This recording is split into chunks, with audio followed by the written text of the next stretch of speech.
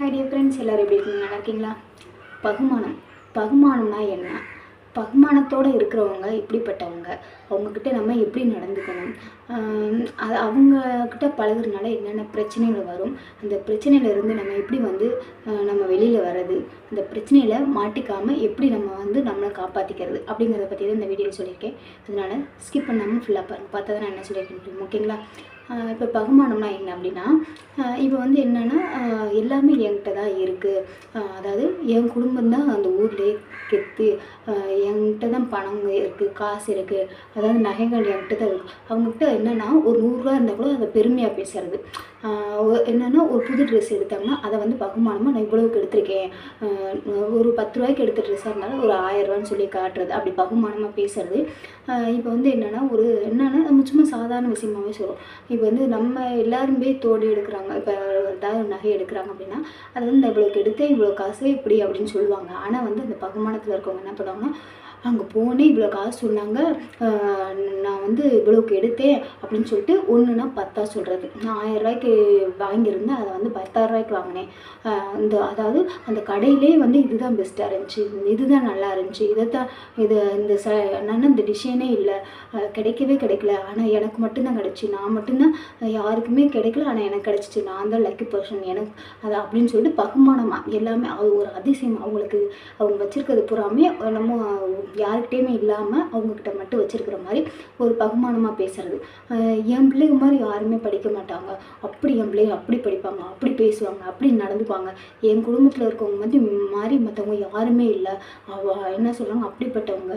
அதாவது என் குடும்பம் தான், அதாவது எனக்கு தான் எல்லாமே, மற்றவங்க எல்லாமே எனக்கு கீழே தான் அப்படின்னு அவங்களோட என்ன சொல்லுவாங்க, அவங்களோட தாட்டில் அவங்க அப்படி எண்ணிக்கிற அவங்களோட எண்ணம் அப்படி இருக்கும். ஏன்னா நம்ம தான் எல்லாத்துக்கும் கெத்தாக இருக்கணும், மற்றவங்க எல்லாமே நம்மளுக்கு கீழே தான் இருக்கணும் அப்படின்னு சொல்லிட்டு அவங்களாம் அவங்க மைண்ட் செட்டுக்குள்ளே நினச்சிக்குவாங்க. அதாவது ஒரு சிலர் பார்த்திங்கன்னா என்ன தான் காசு பணம் வச்சுருந்தாலும் வசதியாக இருந்தாலும் வெளிக்காட்டிக்க மாட்டாங்க, எப்பயும் போல இருப்பாங்க. ஆனால் இந்த பகுமானத்தோடு இருக்கிறவங்க என்னென்னா கடனை வாங்கி கூட அதை பகுமானமாக இருக்கணும் அப்படின்னு ஆசைப்படுவாங்க. ஆடம்பரமாக இருக்கிறது, ஒரு கார் வாங்குகிறோம், ஒரு என்னென்னா பார்க்குறவங்க நம்ம நல்ல வசதியாக நல்ல என்ன சொல்கிறோன்னு பணக்காரவங்களாக காட்டிக்கணும் அப்படிங்கிறதுக்காக கடனை வாங்கி கூட அவங்க நல்ல பெரிய வீடாக இருக்கணும், கார் வாங்கணும், பைக் வாங்கணும், புதுசாக என்ன வருதோ அதை பூரா வாங்கணும். அவங்க கெத்தை காட்டிக்கிறதுக்காக என்னென்ன ட்ரெஸ்ஸு புதுசாக என்னென்ன ட்ரெஸ்ஸு வருதோ, என்னென்ன நகைகள் வருதோ எல்லாத்தையுமே வாங்கணும். அது நம்ம கடனே வாங்கினாலும் நம்ம கடனை வாங்கி நம்மளுக்குன்னு வாங்கிக்கணும். பார்க்குறவங்க கண் பார்வைக்கு நம்ம எல்லாமே வச்சுருக்கிற மாதிரி, நம்ம நல்ல வசதியாக பணக்காரங்க இருக்கிற மாதிரி, நம்ம தான் எல்லாத்த விட உயர்ந்து இருக்கிறோம், ஒரு கெத்தாக இருக்கிறோம் அப்படிங்கிற ஒரு எண்ணத்தை காட்டிக்கணும் அப்படிங்கிறதுக்காக அவங்க அப்படி இருந்துக்குவாங்க. அப்படி இருக்கவங்ககிட்ட நான் என்ன சொல்கிறேன், அப்படி இருக்கவங்கக்கிட்ட நம்ம எப்படி இருக்கணும்னா அவங்கள விட்டு விலகி இருக்கிறது ரொம்ப ரொம்ப நல்லது. சரிங்களா? அவங்க பேசுகிறாங்க அப்படின்னா நம்மளும் பேசலாம், ஒன்றும் பிரச்சனை இல்லை. ஆனால் அவங்கக்கிட்ட க்ளோஸாக டீப்பாக போய் எதுவுமே பேசக்கூடாது. நம்மளோட பர்சனல் விஷயத்தை, அதாவது நம்மக்கிட்ட நம்மளோட கஷ்டங்களை போய் சொல்லக்கூடாது, கடன்கள் இருக்குது அப்படின்னு அதை போய் சொல்லக்கூடாது. நம்மக்கிட்ட காசு பணம் இருக்குது, இல்லாட்டி ஏதாவது ஒரு பிளான், நம்ம ஏதாவது ஒன்று வாங்க போகிறோமோ, இல்லை ஏதாவது ஒன்று விற்கிறோமோ, ஏதாவது ஒரு பிளான் இருக்குன்னு வச்சுக்கோ, ஒரு பிஸ்னஸ் பண்ண போகிறோம் அப்படிங்கிற ஏதாவது ஒரு பிளான் இருந்துச்சுன்னா அதை போய் அவங்கக்கிட்ட தயவுசெய்து சொல்லாதீங்க. ஏன்னா அப்படின்னா அவங்க அவங்களோட எண்ணம் என்னென்னா மற்றவங்கள விட நம்ம தான் உயர்ந்திருக்கணும், நம்ம தான் கெத்தாக இருக்கணும் அப்படின்னு நினைப்பு. நம்ம போய் இதை பண்ணுறோம் அதை பண்ணுறோன்னு சொல்லும்போது நம்மளோட பிளானை எப்படி கெடுக்கலாம், நம்ம அவங்கள விட முன்னேறி போகக்கூடாது அப்படிங்கிற ஒரு எண்ணம் தானே இருக்கும். அப்படிப்பட்டவங்க என்ன பண்ணுவாங்க, எப்படி அந்த பிளானை கெடுக்கலாம் அப்படின்னு சொல்லிட்டு அவங்க அந்த பிளானை கெடுக்கிற மாதிரி ஏதாவது ஒரு ஐடியா கொடுப்பாங்க. நம்மளை பிரெயின் வாஷ் பண்ணி நம்மளை குழப்பி விட்ருவாங்க. அப்போ நம்ம என்ன பண்ணுவோம், சரி இவங்கெல்லாம் சொல்கிறாங்களே அப்போ இது சரியாக இருக்கும் அப்படின்னு சொல்லிட்டு ஒரு தப்பான முடிவை எடுத்துக்குவோம்.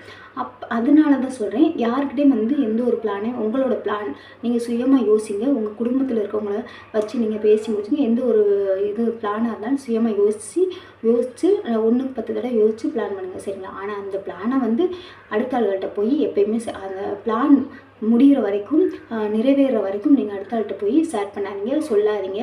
சொன்னீங்கன்னா உங்களோட உங்கள் கோலை அவங்க எப்படா நீங்கள் பண்ணுற பிஸ்னஸாக இருந்தாலும் சரி, ஒரு ஏதாவது வீடு கட்டுறோம், இடம் வாங்குறோம் அப்படிங்கிற ஒரு நகை வாங்குறோம் அப்படிங்கிற ஒரு எண்ணமாக இருந்தாலும் சரி, அதை அப்படியே அவங்க எல்லாமே ஸ்டாப் பண்ண தான் பார்ப்பாங்க. அதனால் வந்து யார்கிட்டயும் உங்களோட பிளான் வந்து சொல்லாதீங்க.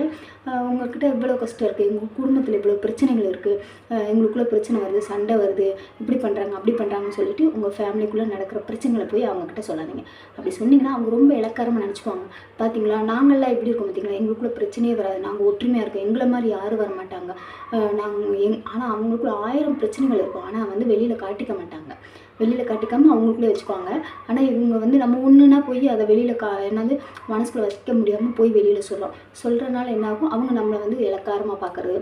இவங்கள மாதிரி யாருமே இருக்க முடியாது, எப்போ பார்த்தாலும் சண்டை போட்டுக்கிட்டே இருக்காங்க, இவங்கள மாதிரி பேச முடியாது, இவங்க குடும்பத்தில் ஒற்றுமையாகவே இல்லை, இவங்க சரியில்லை அப்படின்னு சொல்லிட்டு நம்மளுக்குள்ளேயே வந்து ஏதாவது ஒன்று சொல்லி பிரச்சனை உருவாக்கி விட்றாங்க. இப்போ நம்மக்கிட்ட ஒன்று சொல்ல, நம்ம வீட்டில் இருக்கவங்ககிட்ட ஒன்று சொல்ல, அப்போ ஒருத்தருக்கு ஒருத்தர் வந்து பிரச்சனை பேசி சண்டை அதிகமாகிற மாதிரி பண்ணி விட்ருவாங்க.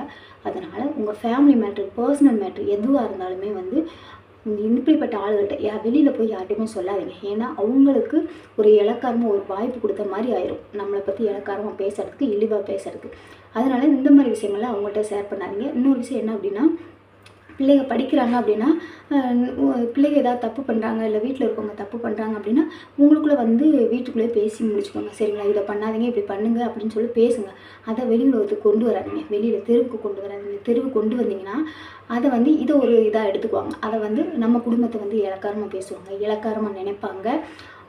என்னன்னா அவங்க தான் கெத்து அப்படிங்கிற காட்டுற மாதிரி மற்றவங்க முன்னாடி அவங்க வந்து பகுமானத்தை காட்டுவாங்க, பகுமானமாக பேசுவாங்க. நம்மளை வந்து நம்ம ஏதாவது ஒரு சூழ்நிலை நம்ம அது ஏதாவது ஒரு கருத்து சொல்கிறோம் அப்படின்னா, உன் குடும்பத்தை நீ பாரு, உன் குடும்பத்தில் இவ்வளோ பிரச்சனை இருக்குது, நீ வந்து எனக்கு அட்வைஸ் பண்ணுறேன் அப்படிங்கிற மாதிரி ஆகிப்போம். அதனால் நம்மளோட குடும்பத்தை வந்து அவங்கக்கிட்ட விட்டு கொடுக்கக்கூடாது, இறக்கி பேசக்கூடாது. சரிங்களா, அவங்க எப்படி இருக்காங்கன்னா, அவங்க ஒரு படி நின்னா நம்ம வந்து 4 படி ஏறி நிற்கணும். அப்போ தான் வந்து நம்மளுக்கு கிடைக்க வேண்டிய மரியாதை கிடைக்கும். சரிங்களா, அவங்க திமிராக இருக்கணும்னு சொல்லலை, ஆனால் வந்து நம்ம குடும்பத்தை நம்ம குடும்பத்தை யாருக்கும் விட்டு கொடுத்து பேசக்கூடாது. அதுக்காக தான் சொல்கிறேன். சரிங்களா, இந்த பகுமானமாக இருக்கவங்க இப்படியே பகுமானத்தை காட்டி காட்டி என்ன ஒன்றுமே இல்லைங்க. ஏன்னா ஃபுல்லாக கடன்களை வாங்கி நம்ம வந்து பகுமானமாக இருக்கோம், காரு பங்களாவோட இருக்கோம், நல்ல வசதியாக இருக்கோம்னு வெளியில் உலகத்தை காட்டிக்கிட்டாலும் இந்த கடன் கொடுத்தவங்க வந்து கேட்க ஆரம்பித்தாங்கன்னா என்ன சொல்கிறது, அதை வருமானம் நம்ம உழைக்கிறோம், சம்பாதிக்கிறோம், கிடைக்கிறத வாங்கி கட்டுறோம், அதோட அப்படி இருந்துட்டால் ஒன்றும் பிரச்சனை இல்லை. ஆனால் வந்து பகுமானம் இருக்கணும், கடன்களை வாங்கி பகுமான வீடு நிறைய பொருட்களும் ஆடம்பரமாக வாழ்க்கையை வாழணும் அப்படின்னு நினச்சோம்னா, அந்த கடன்காரங்களுக்கு உழைச்சா தானே கட்ட முடியும். நீ ஆடம்பரமாக சும்மா படுத்திருந்தா கடன் கட்ட முடியுமா? அதனால் ஓடி ஒளிஞ்சு கஷ்டப்பட்டுக்கிட்டு இருக்கோம். அதனால் சங்கடங்கள் தான் வரும். கடன் கொடுத்தவங்க வந்து ஒரு 4 பேர் ரோட்டில் நின்று கேட்கும்போது நம்மளுக்கு அசிங்கம். சரிங்களா, நம்ம என்ன சொல்லணும்னா, இருக்கிறத வச்சு நல்லது பண்ணிட்டு போய்கிட்டே இருக்கணும். சரிங்களா, ஆடம்பர வாழ்க்கைக்கு ஆசைப்படாதீங்க.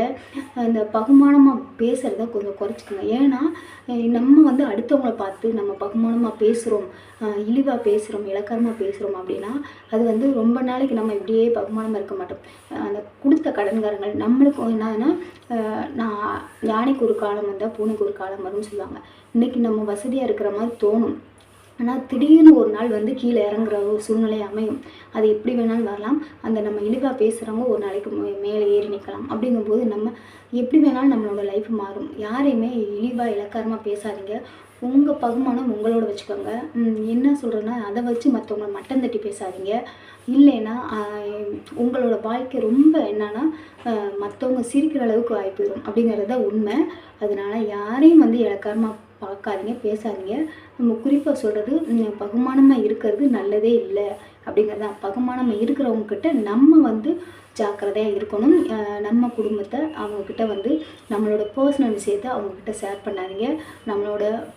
என்னன்னா நம்மளோட ஏதாவது ஒரு பிளான், ஏதாவது இடம் வாங்குகிறோம், ஏதாவது பிஸ்னஸ் பண்ணுறோம் அப்படிங்கிற ஒரு பிளான் இருக்குது அப்படின்னா நம்மளோட பிளான் இதையும் அவங்கக்கிட்ட வந்து சொல்லாதீங்க. குடும்பத்தில் நடக்கிற பிரச்சனைகளை அவங்கக்கிட்ட சொல்லாதீங்க. இப்படி அவங்க இப்போ வந்து அவங்கக்கிட்ட பேசுகிறாங்கன்னா நம்ம என்னன்னா ரொம்ப டீப்பாக அவங்கக்கிட்ட வந்து பேச்சுவார்த்தை வச்சுக்காம நம்ம விலகி இருக்கிறது ரொம்ப ரொம்ப நல்லது. ஏன்னா அவங்க வந்து என்னென்னா நம்ம சொல்கிறத காது கொடுத்து கேட்க மாட்டாங்க. அவங்க சொல்கிறது மட்டும்தான் கரெக்டு அப்படிங்கிற ஒரு இதிலே இருப்பாங்க, மைண்ட் செட்லேயே இருப்பாங்க. அவங்க சொல்கிறத கேட்டால் நம்ம நல்லவங்க, அவங்க சொல்கிறத கேட்கல, அவங்க தப்பே சொன்னாலும் அவங்க சொல்கிறத கேட்கணும். அப்போ தான் அவங்களுக்கு பிடிக்கும். அப்படிப்பட்ட என்ன சொல்லுவாங்க, ரிலேஷன்ஷிப் தேவையில்லை. சரிங்களா, தப்புன்னா தப்பு தான். அவங்க அப்படியே என்ன தலைக்கணத்தில் இருந்துட்டு போட்டுங்க. கடைசியில் வந்து கீழே விழுக போகிறது அவங்க தான். சரிங்களா? தலக்கணம் அப்படிங்கிறது வந்து எப்பயுமே யாருக்குமே இருக்கக்கூடாது. அப்படி இருந்தோம்னா என்றைக்கா இருந்தாலும் வந்து ஒரு நாள் தடுமாறி கீழே தான் விழுவோம் அப்படிங்கிறத புரிஞ்சுக்கணும். தலக்கணமாக யாரும் இருக்காதீங்க. பகுமானத்தோடு இருக்கிறீங்கிற பேரில் அடுத்தவங்களை கஷ்டப்படுத்தாதீங்க. நீங்கள் ஒரு நாளைக்கு வந்து மற்றவங்க சிரிக்கிற மாதிரி ஆயிடுவீங்க அப்படிங்கிறதா உண்மை. அதே மாதிரி நான் சொல்கிறது ஒரு விஷயம் தான், பகுமானமாக இருக்கிறாங்கன்னா இருந்துட்டு போட்டும். நீங்கள் அவங்கக்கிட்ட உங்களோட பர்சனல் மேட்ரு எதுவும் சொல்லாதீங்க, உங்களோட ஃபேமிலி மேட்ரு எதுவும் சொல்லாதீங்க, உங்களோட பிளான்ஸ் எதுவும் சொல்லாதீங்க.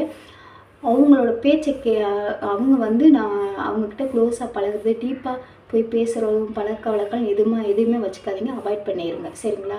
பார்க்குறோம், பேசுகிறோம், என்னான்ட்டு போகிறோம், அதோடு வச்சுக்கோங்க. ஓகேங்களா?